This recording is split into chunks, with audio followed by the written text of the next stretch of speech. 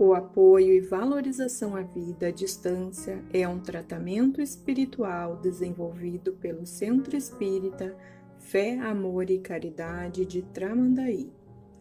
Este trabalho é realizado há 8 anos sob a coordenação espiritual de Ivone Pereira e demais benfeitores. Este tratamento espiritual visa atender o indivíduo em suas necessidades, bem como assistência espiritual de toda a família, encarnados e desencarnados. O tratamento deve ser realizado por 6 semanas,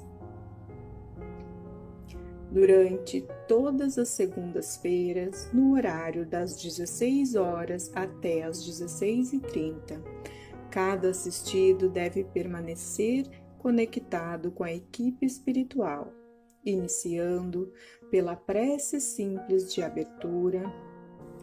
Logo após, deve iniciar a leitura do Evangelho segundo o Espiritismo, no capítulo e item sugerido anteriormente.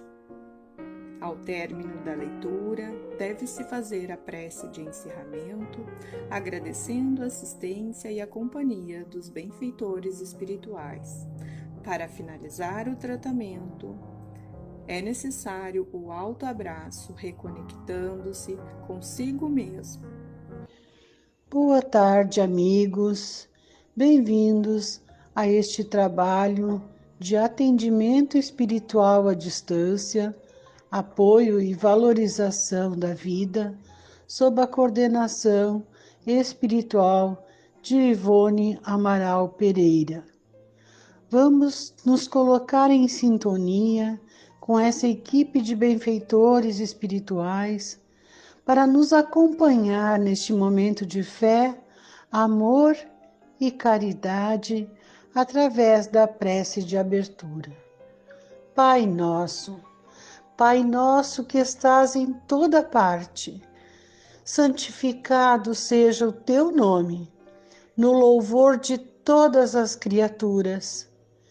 Venha a nós o teu reino de amor e sabedoria. Seja feita a tua vontade, acima de nossos desejos, tanto na terra quanto nos círculos espirituais. O pão nosso da mente e do corpo dá-nos hoje. Perdoa as nossas dívidas, ensinando-nos a perdoar nossos devedores com o esquecimento de todo mal. Não permitas que venhamos a cair sob os golpes da tentação de nossa própria inferioridade. Livra-nos do mal que ainda reside em nós mesmos, porque só em ti brilha a luz eterna do reino e do poder, da glória e da paz, da justiça e do amor para sempre. Assim seja. O Evangelho segundo o Espiritismo, capítulo 7. O Espiritismo vem sancionar a teoria pelo exemplo, em nos mostrando grandes no mundo dos espíritos, aqueles que eram pequenos na terra e frequentemente bem pequenos aqueles que nela eram os maiores e os mais poderosos. É que os primeiros levaram, em morrendo, aquilo que unicamente faz a verdadeira grandeza no céu e não se perde, as virtudes. Enquanto que os outros deveram deixar o que fazia sua grandeza na terra e não se leva, a fortuna, os títulos, a glória, o nascimento. Não tendo nenhuma outra coisa, eles chegam no outro mundo, desprovidos de tudo, como náufragos que tudo perderam, até suas vestes. Não conservaram senão o orgulho que torna sua nova posição mais humilhante, porque veem acima deles e resplandecentes de glória aqueles que espezinharam na terra. O Espiritismo nos mostra uma outra aplicação desse princípio nas encarnações sucessivas, onde aqueles que foram os mais elevados numa existência são rebaixados à última posição numa existência seguinte, se foram dominados pelo orgulho e pela ambição. Não procureis, pois, o primeiro lugar na terra, nem vos colocar acima dos outros, senão quereis ser obrigados a descer. Procurai, ao contrário, o mais humilde o mais modesto, porque Deus saberá vos dar um lugar mais elevado no céu, se o merecerdes. Mistérios ocultos aos sábios e aos prudentes. Então Jesus disse estas palavras: Eu vos rendo glória, meu Pai, Senhor do céu e da terra, por haverdes ocultado essas coisas aos sábios e aos prudentes, e por as haver revelado aos simples e aos pequenos. São Mateus, capítulo 11, versículo 25. Pode parecer singular que Jesus renda graças a Deus por ter revelado essas coisas aos mais simples e aos pequenos, que são os pobres de espírito, e tê-las ocultado aos sábios e aos prudentes, mais aptos, em aparência, a compreendê-las. É preciso entender, porém, pelos primeiros, os humildes que se humilham diante de Deus e não se creem superiores a todo mundo, e pelos segundos, os orgulhosos envaidecidos de sua ciência mundana, que se creem prudentes porque negam, tratando Deus de igual para igual quando não o negam. Porque na antiguidade, prudente era sinônimo de sábio. Por isso Deus lhes deixa a procura dos segredos da terra e revela as do céu aos mais simples e aos humildes que se inclinam diante dele. Ocorre o mesmo hoje com as grandes verdades reveladas pelo Espiritismo. Certos incrédulos se espantam de que os espíritos façam tão poucos esforços para os convencer. É que estes últimos se ocupam daqueles que procuram a luz de boa fé e com humildade, de preferência aqueles que creem possuir toda a luz e parecem pensar que Deus deveria estar muito feliz em conduzi-los para si, provando-lhes que existe. O poder de Deus brilha nas pequenas como nas grandes coisas. Ele não coloca a luz sob o alqueire, uma vez que a derrama com abundância por toda parte. Cegos, pois, aqueles que não a veem. Deus não quer lhes abrir os olhos à força, uma vez que lhes apraz tê-los fechados. Sua vez virá, mas é preciso primeiro que sintam as angústias das trevas e reconheçam Deus, e não o acaso na mão que atinge seu orgulho. Ele emprega para vencer a incredulidade os meios que lhe convém segundo os indivíduos. Não cabe ao incrédulo prescrever-lhe o que deve fazer e dizer-lhe: se quereis me convencer, é preciso para isso escolher esta ou aquela maneira, tal momento antes que um outro, porque este momento está na minha conveniência. Que os incrédulos não se espantem, pois, se Deus e os espíritos, que são os agentes da sua vontade, não se submetem às suas exigências. Que se perguntem o que diriam se o último de seus servidores quisesse se impor a eles. Deus impõe suas condições e não se sujeita às deles. Escuta com bondade aqueles que a ele se dirigem com humildade e não aqueles que se creem mais do que ele. Deus, dir-se-á, não poderia atingi-los pessoalmente com sinais manifestos em presença dos quais o incrédulo mais endurecido deveria se inclinar? Sem dúvida, ele o poderia. Mas então, onde estaria seu mérito? E, aliás, de que isso serviria? Não são vistos todos os dias negarem-se à evidência e mesmo dizerem: se eu visse, não creria, porque sei que é impossível? Se eles me recusam em reconhecer a verdade, é porque seu espírito não está ainda maduro para compreendê-la, nem seu coração para senti-la. O orgulho é a catarata que obscurece sua vista. De que serve apresentar a luz a um cego? É preciso, pois, primeiro curar a causa do mal, e como médico hábil, corrige primeiramente o orgulho.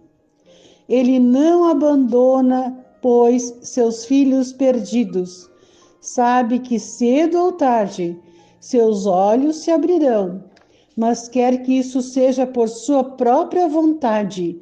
E então, vencidos pelos tormentos da incredulidade, lançar-se-ão por si mesmos nos braços e, como filho pródigo, lhe pedirão graça. Instruções dos Espíritos: o orgulho e a humildade. Que a paz do Senhor seja convosco, meus caros amigos. Venho até vós para vos encorajar a seguir o bom caminho. Aos pobres espíritos que antigamente habitavam a terra, Deus dá a missão de vir vos esclarecer. Bendito seja pela graça que nos concede em poder ajudar o vosso adiantamento. Que o Espírito Santo me ilumine e me ajude a tornar minha palavra compreensível e que me conceda pô-la ao alcance de todos. Todos vós encarnados, que estáis na dificuldade e procurais a luz, que a vontade de Deus me ajude para fazê-la brilhar aos vossos olhos. A humildade é uma virtude bem esquecida entre vós.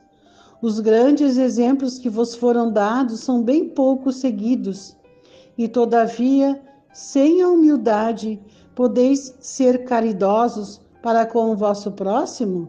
Oh, não, porque esse sentimento nivela os homens. Diz-lhes que são irmãos, que devem se entreajudarem e os conduz ao bem. Sem a humildade, vos adornais de virtudes que não tendes, como se trouxesseis um vestuário para esconder as deformidades do vosso corpo. Recordai aquele que nos salva, recordai sua humildade, que o fez tão grande e o colocou acima de todos os profetas. O orgulho é o terrível adversário da humildade. Se o Cristo prometia o reino dos céus aos mais pobres, foi porque os grandes da terra imaginam que os títulos e as riquezas são recompensas dadas ao seu mérito e que sua essência é mais pura que a do pobre. Eles creem que lhes são devidos e por isso, quando Deus los retira, acusam-lhe de injustiça. Ó, irrisão e cegueira! Deus vos distingue pelos corpos? O envoltório do pobre não é o mesmo que o do rico?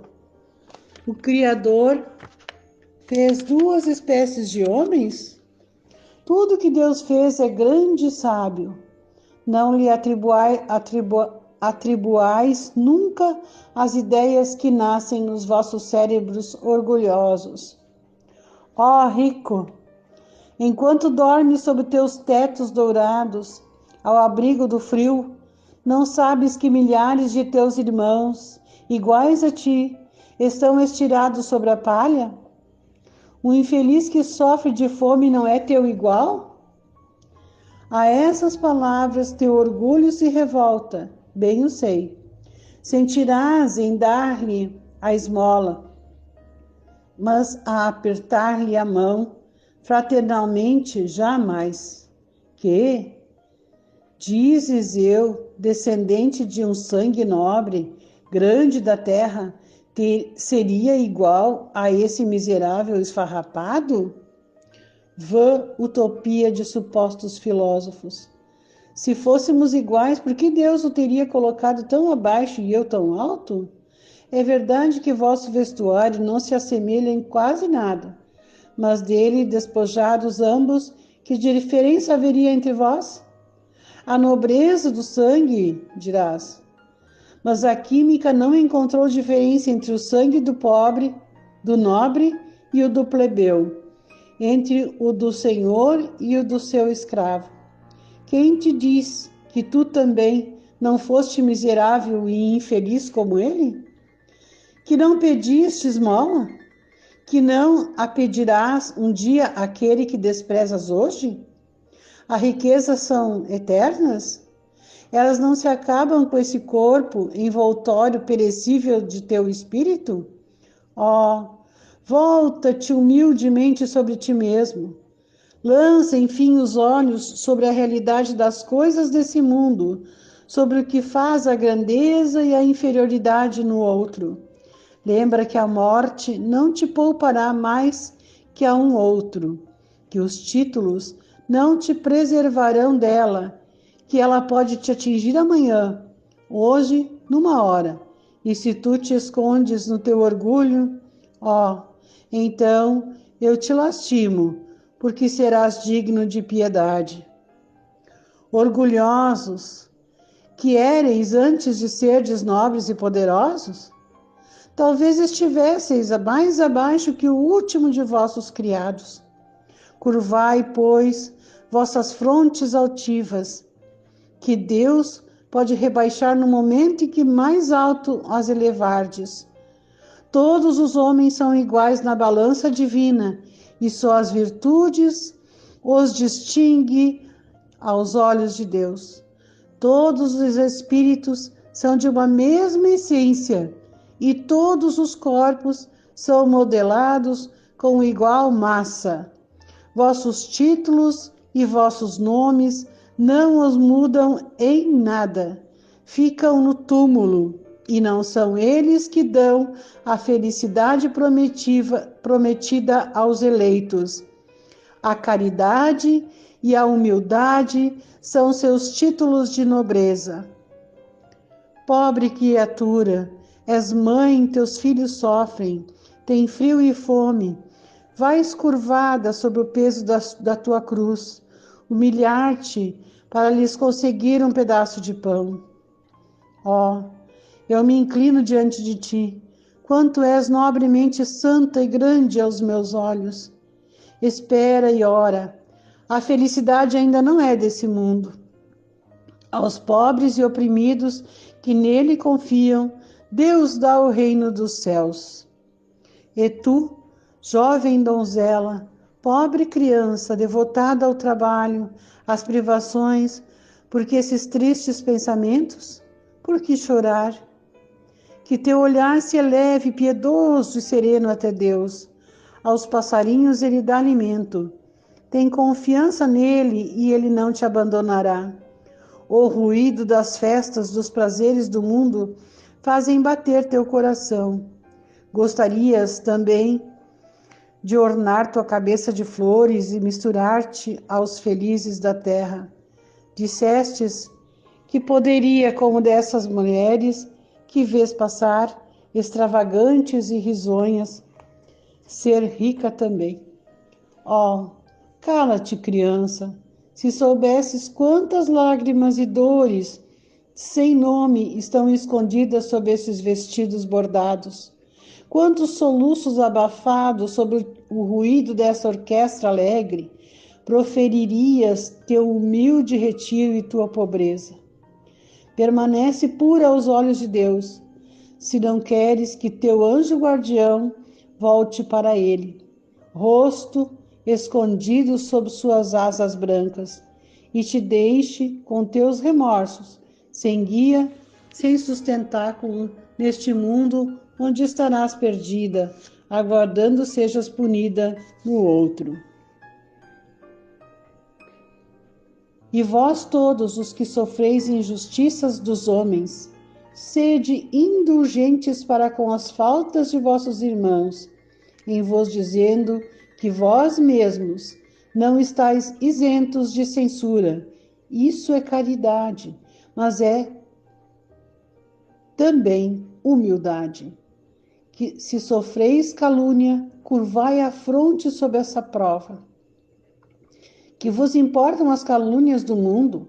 Se vossa conduta é pura, Deus não pode vos compensar? Suportar com coragem as humilhações dos homens é ser humilde e reconhecer que só Deus é grande e poderoso. Ó meu Deus, será preciso que o Cristo venha uma segunda vez sobre esta terra para ensinar aos homens tuas leis que eles esquecem? Deverá ele ainda enxotar os vendilhões do templo que mancham tua casa, que não é senão um lugar de prece? E quem sabe, ó homens, se Deus vos concedesse essa graça, talvez o renegaríeis como outrora. Vós o chamaríeis blasfemador, porque ele humilharia o orgulho dos fariseus modernos. Talvez os faríeis recomeçar o caminho do Gólgota. Quando Moisés foi sobre o monte Sinai receber os mandamentos de Deus, o povo de Israel, entregue a si mesmo, abandonou o verdadeiro Deus. Homens e mulheres deram seu ouro e suas joias para um ídolo que adorassem. Homens civilizados, fazeis como eles. O Cristo vos deixou sua doutrina, vos deu exemplos de todas as virtudes e abandonastes exemplos e preceitos.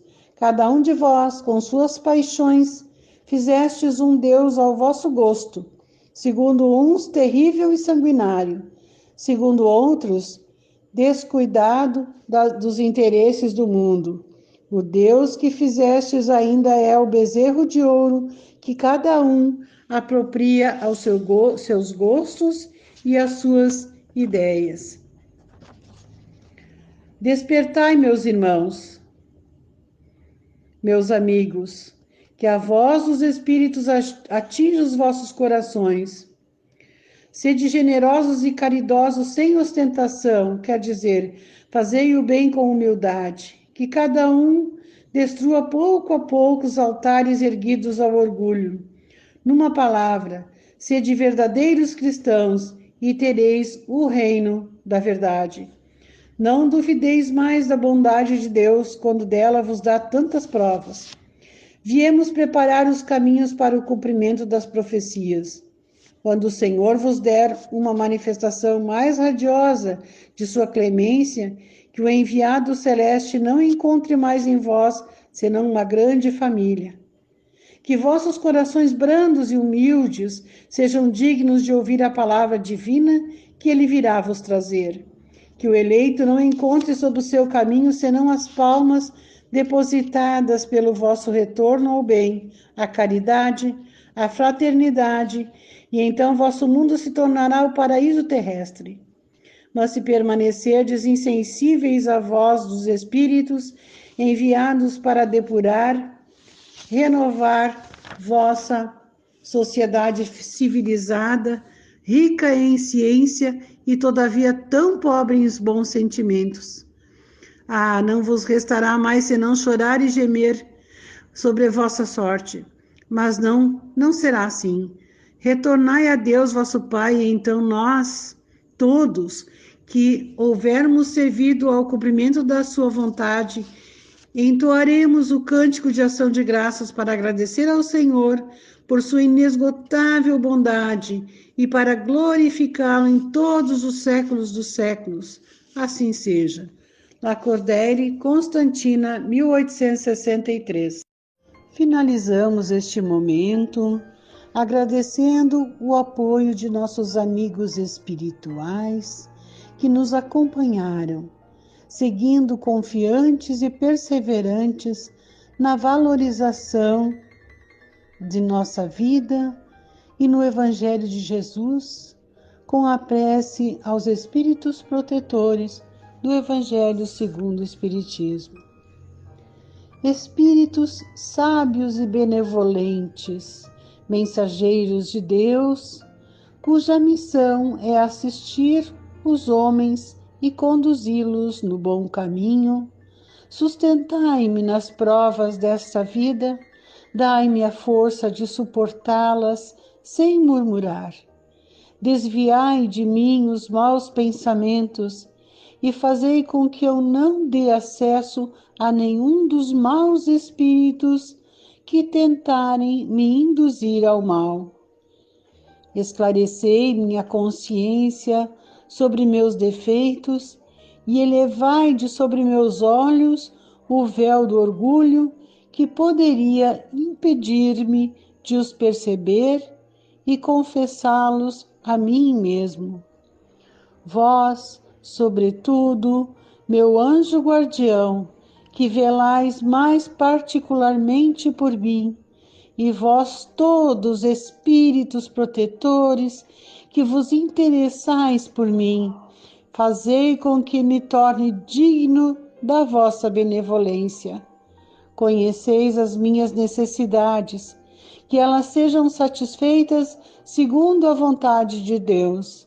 Que assim seja. Permaneça nesse instante, sentado confortavelmente, para realizar o autoabraço.